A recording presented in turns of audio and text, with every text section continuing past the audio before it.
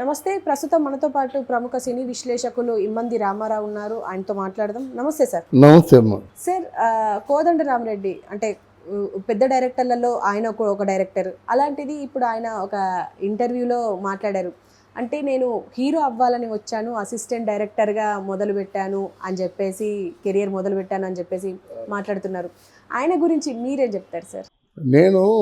నాకు రెండో సినిమా సన్నజాజులు అనే సినిమా నోమబాకంలో ఆఫీస్ ఉంది, సినిమా ఆఫీసు. మా మధ్య ఒక పెట్ట కూడా ఉంది. సాయంత్రం పూట అలా నడుస్తూ ఉండేవాడు. నన్ను పలకరించాడు, నేను పలకరించాను. అలా పరిచయం అయింది. అయితే నేను రెండో సినిమా సన్నజాజులు అని చేస్తున్నాను. కలుసుకున్నాం, మాట్లాడాం. తర్వాత ఆయన ఎంత ఫెయిర్ అండ్ లవ్లీ పర్సన్ అంటే, నా సినిమా ముందు చూశాడు ఆయన. అందులో నా సినిమాలో కొన్ని సన్నివేశాలని బాగా జీర్ణించుకొని ప్రశంసించాడు కూడా.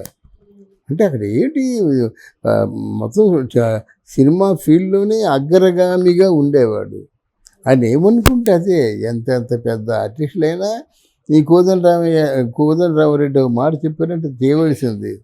అలా కట్టడి చేసేవాడు. ఒక వారంలో 7 రోజులు ఉన్నాయనుకోండి. పెద్ద సినిమాలకి 7 రోజుల్లో 5 రోజులు, చిన్న సినిమాలకి 2 రోజుల్లో 4 షిఫ్ట్లు, ఇలాగ మొత్తం కంపెనీని నిలబెట్టుకునేవాడు. తర్వాత వాళ్ళు ఏదైనా ఇలా అరేంజ్ చేయండి అంటే అసలు బిక్కుమంటూ అరేంజ్ చేయవచ్చా, ఎందుకంటే అది అరేంజ్మెంటు స్విచ్ కదా, దాన్ని అవాయిడ్ చేయొచ్చు కదా అంటే ఆయనకి బాగా కోపం. అందువల్ల ఆయన చాలా మంచి అవుట్పుట్ ఇచ్చేవాడు.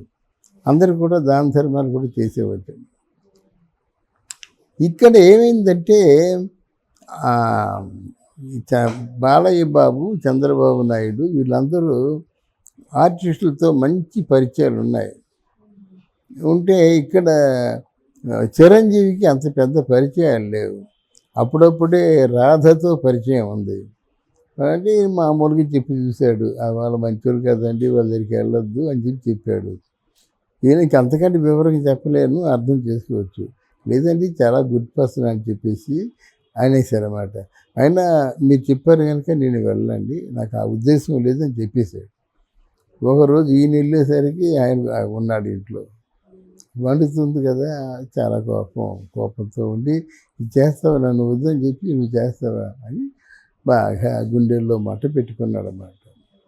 ఇకపోతే రాధ ఎప్పటికి కూడా తనని బెస్ట్ ఫ్రెండ్గా చూస్తుంది. చిరంజీవి గారు కూడా ఒప్పుకుంటారు.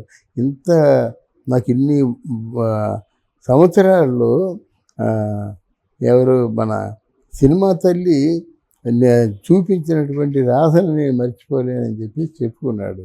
రాధ గురించి, విజయశాంతి గురించి ఆయన చెప్పుకున్నాడు. నాకు వచ్చినా రాకపోయినా వాళ్ళకి డబ్బులు రావాలి, వాళ్ళకి అవార్డులు రావాలని కోరుకునే మనిషి ఈయన కోదండరామిరెడ్డి.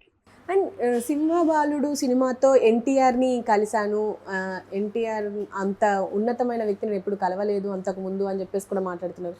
ఎన్టీఆర్తో ఆయన అనుబంధం ఎలా ఉండేది సార్? ఎవరికి? కోదండరామిరెడ్డి చాలా మోస్ట్ ఒబీడియంట్ పర్సన్ అండి. ఎవరిని నెప్పెట్టించుడు. అసలు ఫోన్లో మాట్లాడడం కూడా తెలియదు. ఎవరైనా ఏదని చెప్తే వినేవాడు అంతే. ఆయన ఎప్పుడు 24 గంటలు షూటింగ్లే కదా, 100 సినిమాల పైన అయిపోయాయి ఆయన కూడా.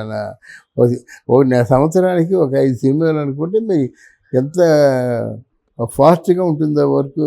దాంతో డైరెక్టర్లు 3 సినిమాలు 3 ఫ్లోర్లో డైరెక్షన్ అంటే మీట్ ఉండేది, వాళ్ళు చేస్తుండేవారు. సాయంత్రమో రష్కి పంపించేవారు. అంత విస్తృతమైనటువంటి ఆయనకి ఓపెనింగ్స్ ఉండేవి అన్నమాట. అంటే ఏ సినిమాలు ఉన్నాయి సార్ ఆయనవి? ఖైదీ సినిమా అమ్మ, అంతేనా. తర్వాత ప్రాణం ఖరీదు, రాక్షసుడు, చాలా సినిమాలు ఆయనకి. అంటే ఆయన పాటలు ఆనముచ్చారు కదా, రాక్షసుడు. తర్వాత ఇంకెవరు, రాధతో ఎన్నో సినిమాలు చేశాడు. అందువల్ల ఆయన సినిమా కెరీర్ మాత్రం దివ్యంగా సాగింది. అంటే ఇప్పుడు ఎన్టీఆర్ కుటుంబంలో, ఎన్టీఆర్ ఫ్యామిలీలో కలవడం ఈయనకి అంత నచ్చలేదు. కానీ డెఫినెట్గా మంచి ఆదరణ. లోపల ఉన్న కడుపులో మంట ఏది కూడా బయటికి వ్యక్తం చేయడం తెలీదు. Is a very royal person, having